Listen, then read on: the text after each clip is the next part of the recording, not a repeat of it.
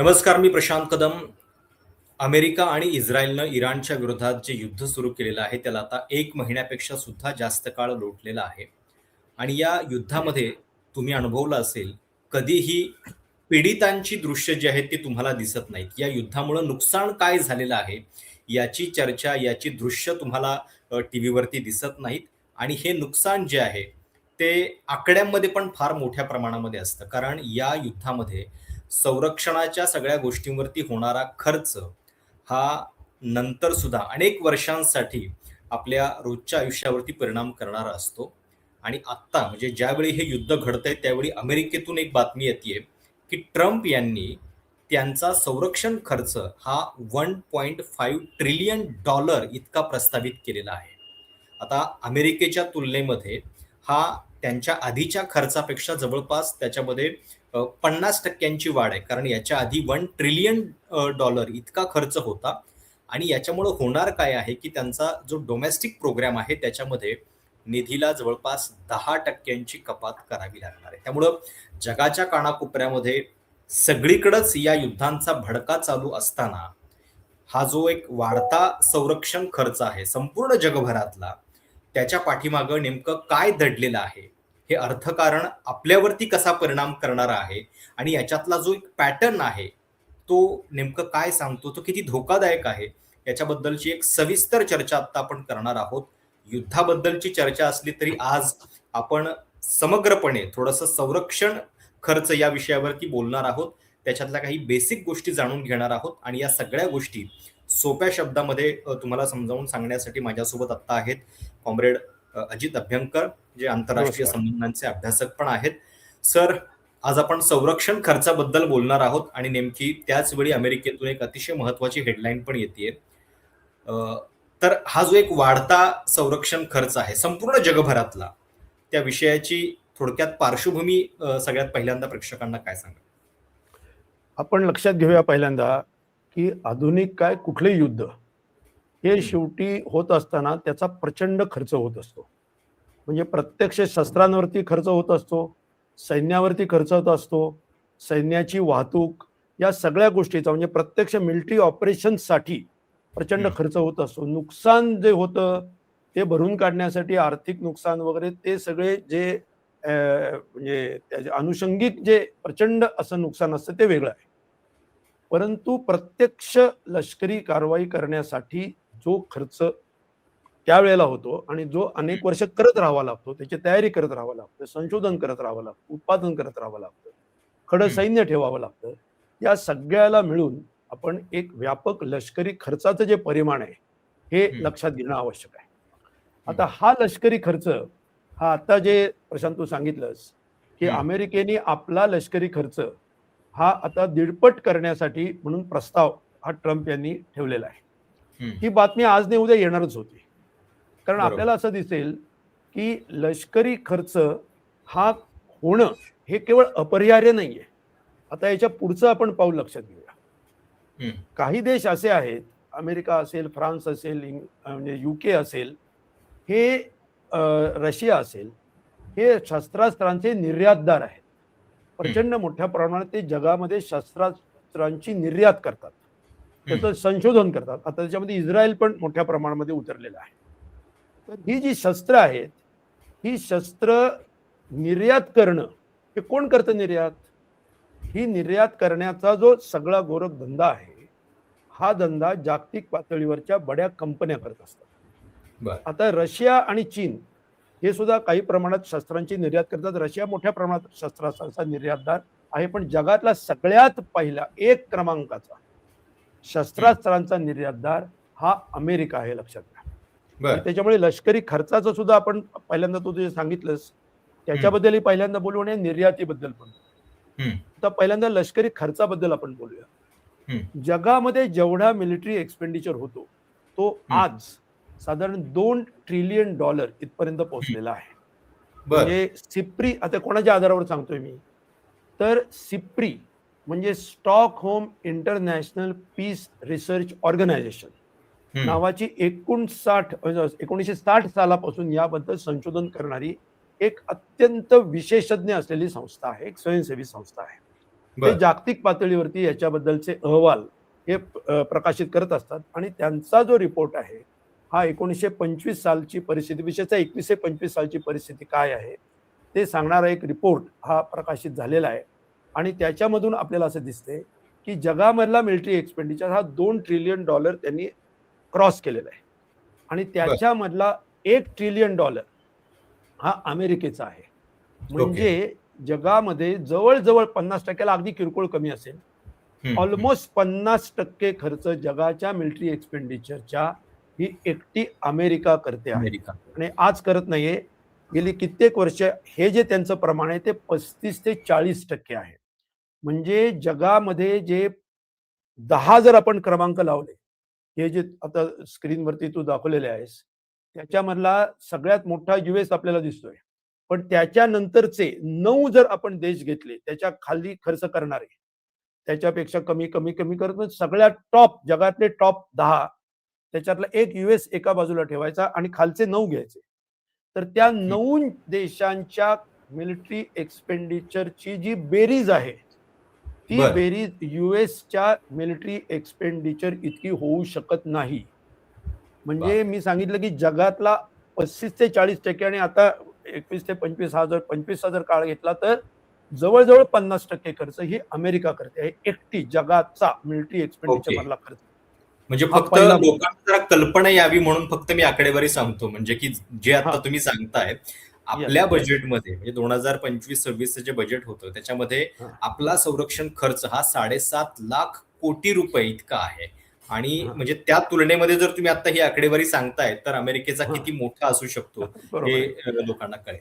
म्हणजे कंटिन्यू. आता बरोबर आहे. ही आकडेवारी म्हणजे 7.5 लाख कोटी रुपये आहेत हो, आणि त्यांचा रुपये. $1 ट्रिलियन डॉलर. आहेत. डॉलरमध्ये. म्हणजे तसं म्हणलं तर 80 ट्रिलियन रुपये होतील आणि आपले बरोबर. 7 ट्रिलियन रुपये होतील. जर हो. 7.5 लाख कोटी जर धरले तर. हम्म, अ, हम्म. तर हा एवढा अर्थात हे म्हणजे तुलनाच होऊ शकत नाही. अहो बरोबर. जगातल्या रशिया, चीन सहित सगळ्यांची बेरीज केली 9 हम्म. देशांची फ्रान्स सहित, तर ती अमेरिके इतकी होऊ शकत नाही. म्हणजे काय काय तुलना भारत कुठे त्याच्यामध्ये आहे? भारत बरोबर. हा 6व्या-7व्या क्रमांकावर असेल तर सुद्धा आपले हम्म. एकंदरीत 4थ्या क्रमांकाची आपण अर्थव्यवस्था म्हणतो. तर बरोबर. ते तेवढं स्वाभाविक आहे. कारण आकारच आपल्या देशाची लोकसंख्याच 140 कोटी आहे. मग बरोबर. ते ठीक आहे. भारताशी तुलना हा मुद्दा माझ्या मते आपल्याला काही आता हं. विचारात घेता येणार नाही. परंतु आता दुसरीकडं याच्यामध्ये जो सगळ्यात महत्त्वाचा मुद्दा आपण लक्षात घेतला पाहिजे, तो म्हणजे शस्त्रास्त्रांच्या निर्यातीचं. कोण करतं निर्यात? आणि कोण हं. म्हणजे कोण निर्माण कोण करतं आणि निर्यात कोण करतं याचा आढावा अत्यंत आवश्यक आहे. बरं. म्हणजे आज आपल्याला असं दिसतं, की जगामध्ये इराणवरती जो यांनी आक्रमण केलं, त्या आक्रमणाचा परिणाम म्हणून जे युद्ध निर्माण झालेलं आहे, त्या परिणामामधून जगातला प्रत्येक देश हा हं. युद्धामुळे धास्तावलेला आहे. गेल्या 5 वर्षांत त्याच्या आधी युक्रेनचं युद्ध हो. चालू होतं. तर त्या 5 वर्षामध्ये सुद्धा आपल्याला दिसेल, की जगातला मिलिटरी एक्सपेंडिचर जवळ-जवळ 10% वाढलेला आहे, जागतिक पातळीवरचा. बापरे! सगळ्यांचाच म्हणजे मिळून. हं, हं, हं. आणि अर्थात त्याच्यात अमेरिका सगळ्यात लीडिंग आहे. हे तर पुन्हा सांगण्याची गरज नाही. हा एक मुद्दा. आणि त्याच्यामध्ये आता मुद्दा जो आहे युद्धखोरी चालू राहिली पाहिजे याच्यामध्ये काहींचे हितसंबंध आहेत. हा सगळ्यात प्रमुख मुद्दा आपण विचारात घेतला पाहिजे, की युद्धखोरी हे केवळ कोणाच्या तरी मिशा जास्त लांब झाल्या आणि मिशीला बरोबर. पीळ देण्यासाठी कोणीतरी काहीतरी बोलतं युद्ध करतं, ही जी एक भाबडी आणि बावळट समजूत बहुतेक लोकांची असते, त्याच्यामधून आपण बाहेर पडण्याची गरज आहे. युद्ध बरोबर. ही केवळ जगामध्ये आज कोणाच्या तरी इगोसाठी लढली जात नाहीत. हं, एक हं. कोणाच्या तरी इगोसाठी छुटपुट काही राष्ट्र एकमेकांशी युद्ध करू शकतात, परंतु जागतिक पातळीवरती जेव्हा आपण बोलतो, तेव्हा हे खरं नाही. आज आपण जागतिक पातळीवर जर पाहिलं, तर जगाचा जवळ-जवळ 2 ते 2.5% जगाचा जो म्हणजे जी-डी-पी जर काढला, जगाचा जी-डी-पी, तर बरं. 2 ते 2.5% हा संरक्षणावरती खर्च होतो. बरं. आणि हा अधिकाधिक होत राहिला पाहिजे, युद्ध वाढली पाहिजेत, हे काही देशांना म्हणजेच त्या देशातल्या काही कंपन्यांना वाटतं. कंपन्यांना हवंय. आता ते देश कुठले आहेत? हं, सगळ्यात पहिल्यांदा त्याच्यामध्ये अर्थातच अमेरिका आहे. आता आपण एक चार्ट मला वाटतं प्रशांत बघितला तर बरं हो. होईल, की हं. निर्यातदार जे आहेत, म्हणजे ओके. जगामध्ये शस्त्रास्त्रांची निर्यात कशी होते, हं. याच्याबद्दलचा जो चार्ट आहे, हा नाही दुसरा चार्ट आहे. तो टेबल त्याच्यामध्ये आपल्याला दिसतंय. ओके. हां, हे जे टेबल आहे, या टेबल मला वाटतं ते आपण संपूर्ण स्क्रीन दाखवलं तर जास्त हो. लोकांना जास्त समजेल. तर आता या स्क्रीनमध्ये आपल्याला दिसते बघा वरती, की युनायटेड स्टेट्सचा जगातला वाटा आर्म्स एक्सपोर्ट मधला 42% आहे. तो बरोबर. 16 ते 20 या 4 वर्षामध्ये 36% होता. ओके. तो 36% आता 21 ते 25 या काळामध्ये 42% गेला. वाढलाय म्हणजे फ्रान्स 6% वाढला. वाढलाय. म्हणजे 6 जगातला शेअर 6% वाढणं, 6 हं. पर्सेंटाईल पॉइंट्सनी वाढणं इज अ मेजर थिंग. आता हं, हं. दुसरं बघा, फ्रान्स घ्या नंबर 2 ला. हं. 8.8% त्यांचा शेअर होता, तो 9.8% झाला. हं, आणि हं. तिसऱ्या बाजूला रशियाचा शेअर हं. 21% होता, तो 6.8 वरती खाली आला. हं, हं, हं. आता खाली आपण बघूया. हं. चायनाचा जो आहे हा अगदी मार्जिनली वाढलाय. जर्मनीचा मार्जिनली वाढलाय. हं. इस्रायलचा हा जरा बऱ्यापैकी जास्त प्रमाणात वाढलेला आहे. हे हं. आपल्याला आणि खालचे आकडे अगदीच किरकोळ असल्यामुळे ते मी घेत नाही. बरोबर. तर आता रशियाचा खर्च कमी होणं कशामुळे झालेलं आहे? रशियाचा खर्च कमी. हं. तर रशियाचा खर्च कमी झालेला आहे याचं कारण ते युक्रेन युद्धामध्ये अडकलेले आहे. बरोबर. त्यामुळे आता युक्रेनचं युद्ध हे का सुरू झालं याच्या कारणामध्ये आता मी जात नाही, कारण तो वेगळा विषय मी बोलण्याचा. कारण आता त्याचं म्हणलं तर रशियाच्या दृष्टीने पाहिलं तर त्यांच्या दारावरती तुम्ही नाटो जर आणून बसवलीत, बरोबर. तर रशियाला त्याच्याबद्दल काहीतरी करणं भागच आहे. पण खरं जाऊ आहे. दे, ते बरोबर आहे का चूक आहे हा मुद्दा सोडून दे. परंतु हं. त्या युद्धाचा जो विषय आहे तो वाढत राहिला पाहिजे. याच्यामध्ये अमेरिका आणि युरोपियन पॉवरचा इंटरेस्ट काय आहे लक्षात घ्या. तो असा आहे, की रशिया जर युक्रेनच्या युद्धामध्ये अडकून राहिला, की हं. ज्याच्यामुळे त्यांचे आर्म्स एक्सपोर्ट्स मोठ्या प्रमाणात कमी झालेले आहेत. इतके की टक्केवारी म्हणजे रिड्यूस किती झालेले आहेत. आधी किती होते समजा 100 असतील आधी आणि बरोबर. आज किती आहेत, तर ते 61% कमी झालेले आहेत. म्हणजे बरं. एक्सपोर्टची जी अमाउंट आहे हं. ती 61% कमी झालेली आहे आणि जागतिक हं. ह्याच्यातला शेअर त्यांचा हा कमी झाली. तर तुम्हाला दिसते या टेबलमध्ये, हे हां. जे टेबल आहे याच्यात दिसते बघा, की बरोबर. रशियाचा शेअर 61% मायनस झालाय. 64. अमेरिकेचा 64%, हो. अमेरिकेचा 27% वाढला, फ्रान्सचा 21% वाढला, इटलीचा खूप जास्त वाढलेला दिसतोय, पण त्याचं कारण त्यांचा मुळात बेस कमी होता. कमी होता. त्याच्यामुळे ती वाढ तुम्हाला एकदम 157% दिसते. बरोबर. इस्रायलचा 56% वाढलेला आहे. हं, आता हं. इस्रायलचा सुद्धा बेस कमी होता, परंतु इस्रायल हे काय राजकीय नीती असलेलं राष्ट्र आहे आणि हं. इस्रायल हे या सगळ्यामध्ये युद्धाचं जे तंत्रज्ञान आहे त्या तंत्र विकासामध्ये सगळ्यात आघाडीवरचं आहे. हे लक्षात घेता इस्रायलचं वाढणं आणि अमेरिकेचा वाढणं आणि रशियाचा कमी होणं याला जागतिक पातळीवरती, जागतिक राजकारणामध्ये आणि बरोबर. जागतिक युद्धाच्या परिस्थितीला फार फार त्या संदर्भाने फार महत्व आहे. हं. म्हणजे युक्रेनचं युद्ध जर चालू राहिलं आणि रशिया जर तिथे एंगेज राहिला, तर त्याच्यामुळे डायरेक्टली अमेरिकेचे आर्म्स एक्सपोर्ट सगळ्या जगात जे होतात ते प्रचंड मोठ्या प्रमाणात वाढतात. हे मगाच्या टेबल्समधनं आपल्याला दिसलेलं आहे. बरोबर. आणि हा एक अत्यंत महत्वाचा मुद्दा आहे. दुसरा मुद्दा, की रशिया जे एक्सपोर्ट करत होता, कोणी म्हणजे की रशियाचे पण रशियाचे इंटरेस्ट म्हणजे कोणाचे इंटरेस्ट आणि अमेरिकेचे इंटरेस्ट म्हणजे कोणाचे इंटरेस्ट.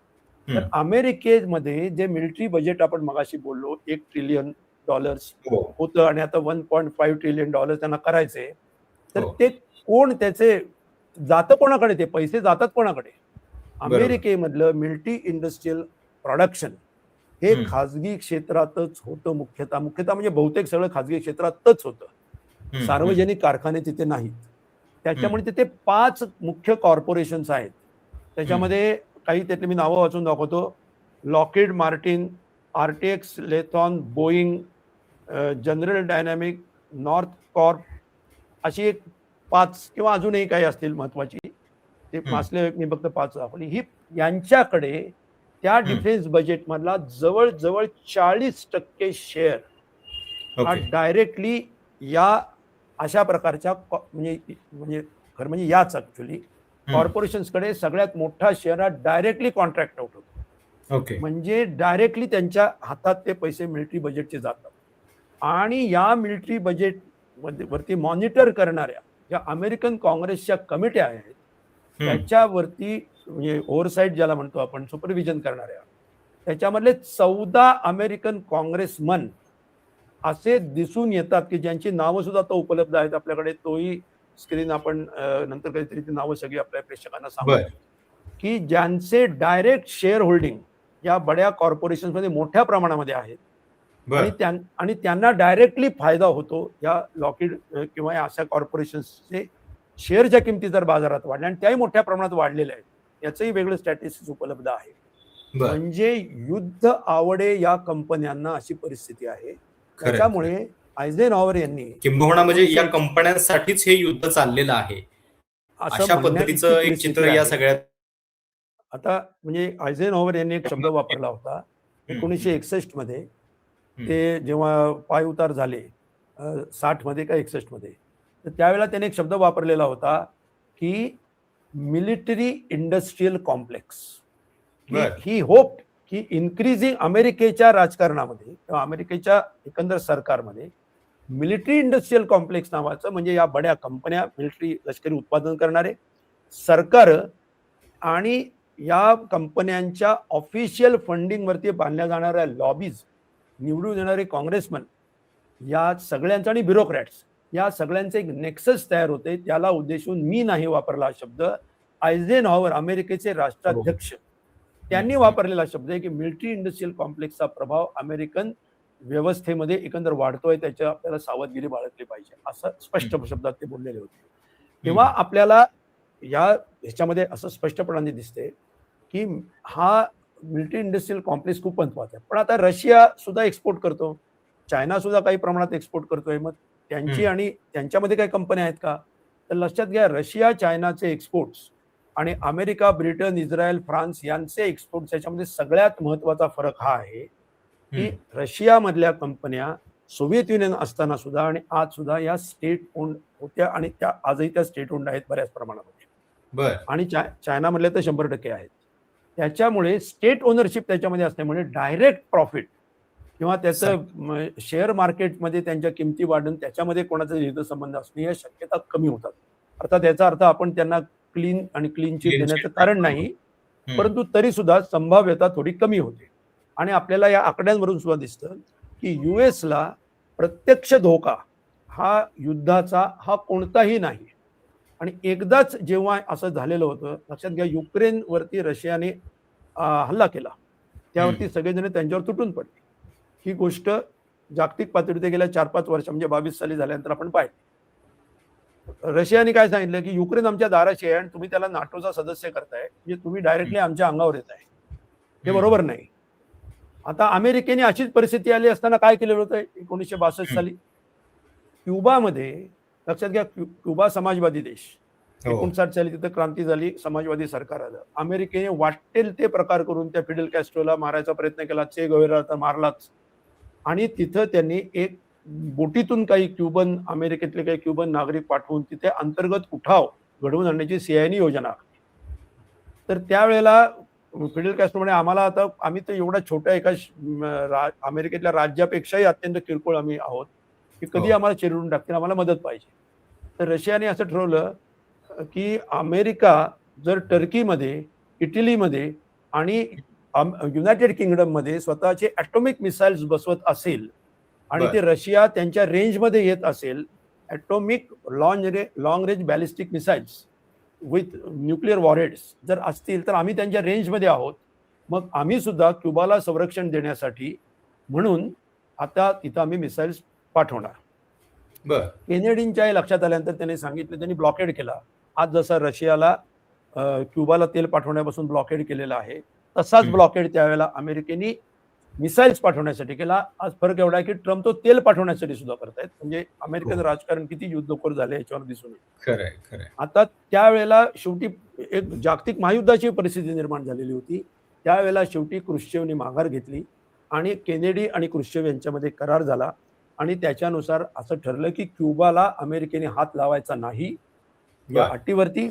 आणि त्यांची इंग्लंड आणि टर्कीमध्ये जी काही मिसाईल्स आहेत त्याच्यातली काही त्याची थोडीशी मारायची क्षमता कमी करायची वगैरे, या अटीवरती त्यांनी मिसाईल्स, म्हणजे आता हे मागे घेतला. आता मला सांगायचा मुद्दा असा की अमेरिका हा इतका एका बाजूने अटलांटिक, एका बाजूने पॅसिफिक, इतका सिक्युरेटेड खंड आहे. दक्षिण अमेरिकेमधून अमेरिकेला एक बंदुकीची गोळी सुद्धा झाडली जाण्याचा धोका नाही. मग अमेरिकेला जगामधल्या सगळ्यात जास्त मिलिटरी एक्सपेंडिचर करण्याचं कारण काय? खरं फॉर आहे. Whose benefit? हा मुद्दा रशियाच्या महत्वाचा आहे. बाबतीत असं म्हणता येईल की रशिया एकतर अमेरिकेपेक्षा खूप मोठ्या आणि रशियाच्या बाजूला त्यांना शत्रू वाटणारे किंवा खरं आहे. अमेरिका किंवा युरोपला शत्रू वाटणारे देश आहेत. ऍटलिस्ट देश आहे. काहीतरी जस्टिफाय, मी त्याचं समर्थन करत नाही, हं. परंतु काहीतरी म्हणायला जागा. अमेरिकेला काहीच नाही. आणि एवढ्या मोठ्या प्रमाणात विषमता मिलिटरी एक्सपेंडिचर आणि मिलिटरी एक्सपोर्ट मध्ये असणं, याच्या मागे सरळ सरळ military industrial complex of United states and Israel and France together आहेत. हे अगदी आपल्याला स्पष्टपणे याच्यातून दिसून येतं. बरोबर. आणि त्यात म्हणजे आता तुम्ही जे सांगत होता त्याच्यातनं हे पण आहे, की म्हणजे अमेरिका सगळी युद्ध आपल्या भूमीवरती कधी लढत नाही. ते तिथे जाऊन त्यांनी युद्ध केलेली आहेत सगळी. आणि एक्झॅक्ट. आता हा जो तुम्ही आता मुद्दा सांगत होतात, मला हे सांगा सर, की म्हणजे पहिलं महायुद्ध झालं, दुसरं महायुद्ध झालं.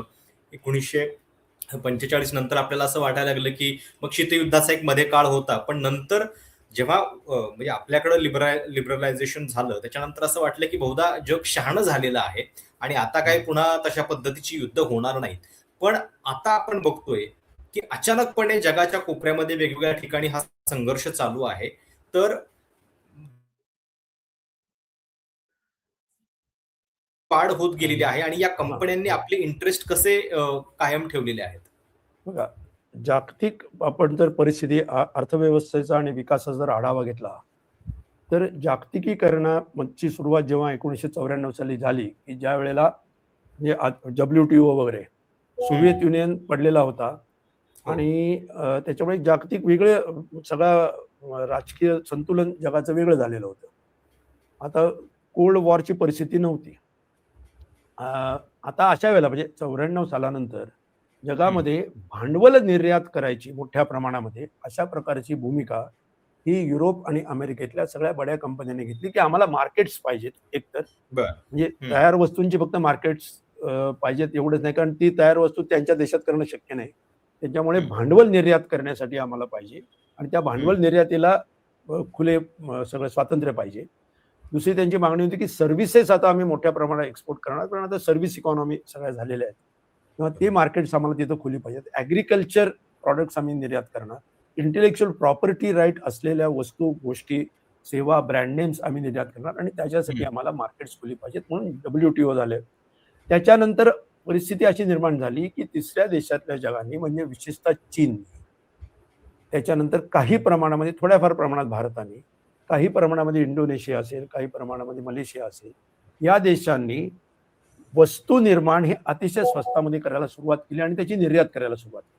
आणि बरं. चीननी त्याच्यात एवढा प्रचंड मोठा पल्ला गाठला, की त्यांनी मधल्या काळात तंत्रज्ञान पण मिळेल, ट्रान्सफर होईल अशा पण अटींवरती मोठ्या प्रमाणात अमेरिकेलाच निर्यात सुरू केली, जगात निर्यात सुरू केली. हं, त्याच्यामुळे या या म्हणजे वस्तूंची निर्यात म्हणतोय. या हं, वस्तूंची निर्यात जी प्रचंड मोठ्या प्रमाणात चीनमधनं वाढली, त्याच्यामुळे चीनकडे डॉलर्सचा साठा वाढला. अमेरिकेतलं मॅन्युफॅक्चरिंग त्यांच्या हातातून गेलं हं. आणि या सगळ्याच्या परिणामी या अमेरिकेतल्या बड्या जे कॉर्पोरेशन्स आहेत त्यांच्या लक्षात आलं, की आता आपण जगातले एक नंबर राहिलेलो नाही आहोत. बरं. आता प्रत्यक्ष चीनी कंपन्या आल्यात, कदाचित एक उद्या एखादी भारतीय कंपनी येईल. तेव्हा त्यांच्या लक्षात आलं, की we are no more the first one, not even the second ones. Europe is also on defensive. त्याच्यामुळे आता त्यांची भांडवलशाही वस्तू निर्यात करायची आणि त्याच्यातून नफा कमवण्याची जी काही एक क्षमता होती ती मर्यादित झाली. आणि अमेरिका कर्जबाजारी देश झाला. हं, हं. अमेरिकेची निर्यात त्यांच्या आयातीपेक्षा प्रचंड मोठ्या प्रमाणात कमी आहे. आयात जास्ती आहे. केवळ हो. डॉलर हा टिकला तर अमेरिका टिकू शकेल, नाहीतर अमेरिकेचा इंग्लंड व्हायला अजिबात वेळ लागणार नाही. It's a question of years now. या परिस्थितीमध्ये आता अमेरिकेचं आणि डॉलरचं वर्चस्व जर ठेवायचं असेल, तर हं, जागतिक व्यापार करार, वस्तूंची निर्यात, भांडवल निर्यात हे आता बंद करून आता शस्त्रांची निर्यात आणि युद्धाची निर्यात या आपल्या मूळ ध्रुवपदावरती गेलं पाहिजे. कारण लक्षात घ्या, भांडवलशाही एक संस्कृती आहे. भांडवलशाही एक मानसिकता आहे. हं. भांडवलशाही एक राजकीय, आर्थिक आणि लष्करी अर्थव्यवस्था आहे. ती त्या बरोबर. वेळेला योग्य गोष्टींचा वापर करते. आता त्यांच्या जेव्हा लक्षात आलं, की आता असे प्रॉफिट्स आपण नाही कमवू शकत. आता भारत, चीन सारखे देश आता ह्याच्यात येऊ शकतात उद्या आपल्याशी कुठेतरी आपला नफ्याची क्षमता कमी करायला. त्यामुळे त्यांनी आता युद्ध निर्यातीच्या त्यांच्या मूळ धंद्याला सुरुवात केलेली आहे. विशेषतः 1960 नंतर जो त्यांचा 80-90 पर्यंतचा खूप मोठा धंदा होता, तो त्याला ते पुन्हा बॅक टू दॅट केलेले आहेत आणि त्याला जॉईन झालेले आहे इस्रायल. आता इस्रायलची एक वेगळी काही रणनीती आहे, त्यांचे वेगळे काही इगोज आहेत, हिस्ट्री आहे, ते प्रत्येकाच्या स्पेसिफिसिटीज आहेत, मी नाही म्हणत नाही. परंतु हे एक चित्र आहे आणि म्हणून आता पुन्हा युद्धखोरीकडे जग जातही नाही, नेलं जातंय. आणि ते नेलं जाणं ही अत्यंत साधी गोष्ट घ्या तुम्ही. इराकवरती यांनी हल्ला केला. काय सांगितलं होतं? इराणसारखंच सांगितलं होतं की इथं जनसंहारक शस्त्र आहेत आणि ती नव्हती. हे युद्धचं धुळदाण इराकची केल्यानंतर पहिल्यापासूनच माहिती होतं, हे उघड झालं. बरोबर. आता इराणमध्ये तेच आहे. ओबामाने करार केला की अण्वस्त्र यांच्याकडे नाहीत, त्या ग्रेडचं युरेनियम यांच्याकडे नाही आणि त्याची इन्स्पेक्शन करण्याची इराणची तयारी आहे. आंतरराष्ट्रीय अणु संस्था जी त्यांची म्हणजे संबंधित जी संस्था आहे त्यांनी पण हे सांगितलं. कशा करता हल्ला करण्याचा संबंधच काय होता? तिथं त्यांनी मॉनिटरिंग करायचं, इन्स्पेक्शन नाही करून दिलं तर पुढचा प्रश्न होता. चर्चा वगैरे सगळं नाटकच होतं, म्हणजे त्यांना ते करायचंच होतं. म्हणजे एक्झॅक्टली. त्याच्यामध्ये हा युद्धखोरी हा एक हितसंबंध आहे. तो इस्रायलचा वेगळ्या कारणाने आहे, म्हणजे दोन्ही कारणाने आहे. त्यांना ग्रेटर इस्रायल, तो संपूर्ण पश्चिम आशिया त्यांच्या पंजात त्यांना पाहिजे. त्यांच्या कंपन्यांना जे मुख्यतः तंत्रज्ञान विकास करण्याचं काम करतात त्यांना धंदा पाहिजे आणि त्यांचा एक यहुदी जे काही इतिहास आहे तो त्यांना त्याच्यासाठी वापरून घ्यायचा आहे. बरोबर. This is what it comes to. नाही, आणि या सगळ्यामध्ये म्हणजे पुन्हा एकदा प्रश्न तोच असतो की अन्न, पाणी, आरोग्य ह्या ज्या लोकांच्या समस्या असतात त्याच्याकडे दुर्लक्ष होतं शेवटी या सगळ्यामधून. तर जग या सगळ्यामध्ये स्वतःचं काय नुकसान करून घेते आणि कशा पद्धतीनं म्हणजे हा पैसा चांगल्या कामांसाठी वापरला जाऊ शकतो, अशी काही देशांची उदाहरणं आहेत का की ज्यांनी हा संरक्षण खर्च जो आहे तो सीमित ठेवलेला आहे आधीच्या आपल्या युद्धखोरीतून धडा घेत? जर तुम्ही जर पाहिलं तर उदाहरणं जर आता वेगळ्या कारणाने असतील, पण जपान आहे उदाहरणार्थ, किंवा नॉर्थ युरोपियन देश जे आहेत, हे नॉर्वे असेल, डेन्मार्क असेल, स्वित्झर्लंड असेल, स्वीडन असेल, स्वित्झर्लंड नाही पण स्वीडन वगैरे, तर हे जे देश आहेत हे नॉर्थ युरोपियन जे देश आहेत यांनी हे या युद्धखोरीमध्ये प्रथमपासूनच नव्हते आणि त्यांचं ते मिलिटरी एक्सपोर्ट बिस्पोर्ट ह्याच्यामध्ये त्यांना साम्राज्यवादी अशा प्रकारच्या हे नाहीत, त्यांच्या महत्वाकांक्षा नाहीत. त्याच्यामुळे त्यांनी त्यांच्या देशामध्ये लक्षात घ्या जवळजवळ 40% त्यांचा GDP सरकार टॅक्सच्या रूपाने घेतं स्वतःकडे आणि आरोग्य, शिक्षण, सर्व सामाजिक सुरक्षा ही सरकारकडून मोफत दिली जाते. त्याला स्कॅन्डिनेव्हियन सोशलिझम असंही म्हटलं जातं आणि तो इंटॅक्ट आहे. आता तिथेही काही थोडे प्रश्न आहेत परंतु बाय अँड लार्ज ते त्यांनी स्वतः मेंटेन केलेलं आहे. पण आता याच्या उलट तुम्हाला असं दिसेल की जगामध्ये युद्ध एक्सपोर्ट करण्याची आणि युद्धखोरीवरतीच किंवा द्वेषावरती आधारलेला द्वेष उभा करण्याचा आपला शेजारी पाकिस्तान. आता पाकिस्तानमध्ये तिथल्या लष्कराशी अमेरिकेने सख्य इंटू कोट्स करून वेगवेगळ्या प्रकारे त्यांना वापरून घेतलं. एकदा भारताविरुद्ध, एकदा अफगाणिस्तान विरुद्ध, आणि त्यांचं थोडक्यात त्या पाकिस्तान या देशाचं माकड झालं. अर्थात ते पाकिस्तान निर्माण होणं हेच मुळात स्वतःचं माकड करून घेणं होतं, पण ते आता पूर्णत्वाने झालं. याचं कारण कनेक्शन विथ अमेरिका, आणि अमेरिकेने ज्या पद्धतीनं त्यांची मिलिटरी त्यांचं सगळं सिस्टीमच त्या लष्कराच्या हातात गेलेली आहे. पाकिस्तान पब्लिक सेक्टर, लष्करी एक सेक्टर आहे, तिथं प्रोडक्शन होतं, त्यांची हॉस्पिटल चालतात, त्यांची इट्स अन इंडस्ट्री. हे स्वतः लष्कर एक पब्लिक सेक्टर असतो तसा पाकिस्तानमध्ये एक मिलिटरी सेक्टर आहे. प्रायव्हेट सेक्टर, पब्लिक सेक्टर आणि मिलिटरी सेक्टर इथपर्यंत गेले. अशा देशांचं त्याच्यावरच जिवंत युद्धखोरीमध्ये नक्कीच होते. आणि अमेरिकेमध्ये सुद्धा जर $1.5 ट्रिलियन जर ते गेले तर लक्षात घ्या आज त्यांच्या बजेटच्या 10% खर्च आज त्यांचा मिलिटरीवरती खर्च होतो. म्हणजे त्यांच्या GDPच्या साधारण 3% आणि त्यांच्या बजेटच्या 10% खर्च होतोय. हा जर $1.5 ट्रिलियन वरती गेला म्हणजे 50% वाढला तर तो 15% ऑफ देअर नॅशनल बजेट आणि काय 5-5.5% ऑफ देअर GDP एवढा जर झाला तर ऑलरेडी त्यांनी मोठ्या प्रमाणात शिक्षण, आरोग्य यांच्यावरती कपात केली. ओबामांचे जे जे प्रकल्प होते ते सगळे त्यांनी कट करून टाकलेले शिक्षण आणि आरोग्याच्या क्षेत्रातले. त्याच्यामुळे शिक्षण आणि आरोग्य ही तिथल्या अत्यंत म्हणजे बहुजनांना तर तिथं प्रवेश नाही तिथल्या, आणि तिथल्या बड्या लोकांच्याच ती मक्तेदारी होईल हे प्रॅक्टिकली ट्रम्प त्याची सनदच लिहित आहेत आणि हे हम्म. दोन्ही एकमेकांना कॉरेस्पॉन्डिंग आहे. म्हणजे त्यांना पॉलिसी पण तीच पाहिजे हम्म. आणि दुसऱ्या बाजूला जागतिक पातळीवरती हे करतायत. त्याचं दुसरं एक कारण आहे, हे जर त्यांनी केलं नाही तर डॉलर कचऱ्याच्या किमतीला जाईल बरोबर. आणि जर ब्रिक्सने स्वतःचं चलन सुरू केलं तर आणि त्याचप्रमाणे युवान, उद्या युवान सुद्धा होऊ शकतं. इराणवरती हल्ला करण्याचं कारण काय हेच आहे मुख्यतः, बरोबर. म्हणजे अपार्ट फ्रॉम अदर रिझन्स, की त्यांनी डायरेक्ट बार्टर सुरू केला भारताबरोबर किंवा इतर देशांबरोबर करण्याच्या ते तयारीत होते. तेव्हा त्यांच्या लक्षात आलं की हे जर झालं तर डॉलरचं काय होईल, डॉलरला कोणीच विचारणार नाही. आणि बरोबर. डॉलरला जर आंतरराष्ट्रीय पातळीवर कोणी चलन म्हणून विचारलं नाही तर अमेरिका एवढा कर्जबाजारी देश नाही, त्यांच्या चलनाची किंमत, अमेरिकेमधलं इन्फ्लेशन तर प्रचंड प्रमाणात वाढेल कारण त्यांचा सरकारचा खर्च एवढा प्रचंड मोठ्या प्रमाणात वाढलेला आहे. ह्या सगळ्याचा एकमेकांशी कनेक्शन आहे आणि ओके. म्हणून ही युद्धखोरीतला फायदा, युद्धखोरीमधून डॉलरचं वर्चस्व, अमेरिकेचं राजकीय वर्चस्व, हे सगळं करण्याचा अत्यंत क्षीण आणि अत्यंत म्हणजे लुझिंग बॅटल ज्याला म्हणतो ही ट्रम्प लढतायत. त्याच्याबद्दल माझ्या मनात शंका नाही, कारण तुम्ही त्यांचं काय झालंय, घर एक एक वासा कोसळायला लागलाय. बरोबर. ते तिथं दुसरे बांबू आणून तिथं ते काहीतरी युद्ध लावून ते जोडायचा प्रयत्न करतायत, परंतु हे शक्य होणार नाही कारण the truth is on the side of the people. अमेरिकेतले लोकही हे सहन करणार नाहीत, जगातले लोकही सहन करणार नाहीत. तोपर्यंत ते काहीतरी उचकवत राहतील, इस्रायल सारखे देश घेऊन कुठेतरी वेगवेगळ्या प्रकारचे डिस्कोर्सेस तयार करतील. त्यांच्यातला जू, आता हे नेत्यानाहू जे आहेत, हे ज्या कंपन्यांचं प्रतिनिधित्व करतात ते स्वतः एक भ्रष्ट असे प्रधानमंत्री आहेत, त्यांच्या विरुद्ध खटले चालू आहेत तिथं. हो, अगदी क्लिअर, ते मिलिटरी इंडस्ट्रियल कॉम्प्लेक्सचाच त्यांचं ते is a part of that. पण तिथेही ज्यू नागरिक जे आहेत मोठ्या संख्येने तर रस्त्यावरती येत आहेत.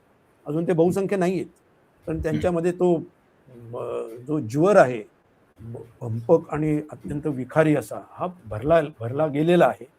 पण they are also coming on the streets आणि ह्याच्यामधून निश्चितपणे काहीतरी बदल होतील आणि मग आपल्याला नाईलाजाने का होईना पण इराण सारख्या अगदी तिथल्या धर्मांना का होईना पण त्यांना पाठिंबा देण्याची वेळ येते. त्याचं कारण दुसरी बाजू एवढी वाईट असते. बरोबर. पण उद्या कदाचित हे जर परिस्थिती बदलली तर इराणमध्ये सुद्धा एक धर्मनिरपेक्ष सरकार आज नाही उद्या पण तिथल्या जनतेच्या प्रयत्नाने अमेरिकन युद्धखोरीतून नव्हे येऊ शकेल, ही अर्थात पुढची गोष्ट आहे. बरं सर, खूप खूप धन्यवाद या सगळ्या सविस्तर चर्चेबद्दल. आणि जगाच्या इतिहासामध्ये आजवर अशी म्हणजे आपण कायम युद्धांचाच इतिहास ऐकत आलेलो आहे, पाहत आलेलो आहे, पण या युद्धाच्या पाठीमागे नेमकं काय अर्थकारण दडलेलं असतं. आणि युद्धामध्ये अनेकदा असं असतं की आवेश आणि देशभक्तीचा मुखवटा बऱ्याचदा आपल्या माथी मारला जातो, पण त्याच्या पलीकडे जाऊन काय नेमक्या अर्थकारणाच्या गोष्टी असतात आणि हे हितसंबंध जपणं ही ठराविक कंपन्यांची जगामध्ये कशी फार मोठी निकड आहे आणि त्या दृष्टीनंच कशी युद्ध जन्माला घातली जातात हे अतिशय सविस्तरपणे तुमच्या या सगळ्या विश्लेषणातून आम्हाला समजलं. खूप खूप धन्यवाद. प्रेक्षकांसाठी तुम्हाला या सगळ्या मुलाखतीबद्दल काही सूचना असतील, प्रतिक्रिया असतील, आवर्जून कळवा. चॅनल सबस्क्राईब करायला विसरू नका. धन्यवाद.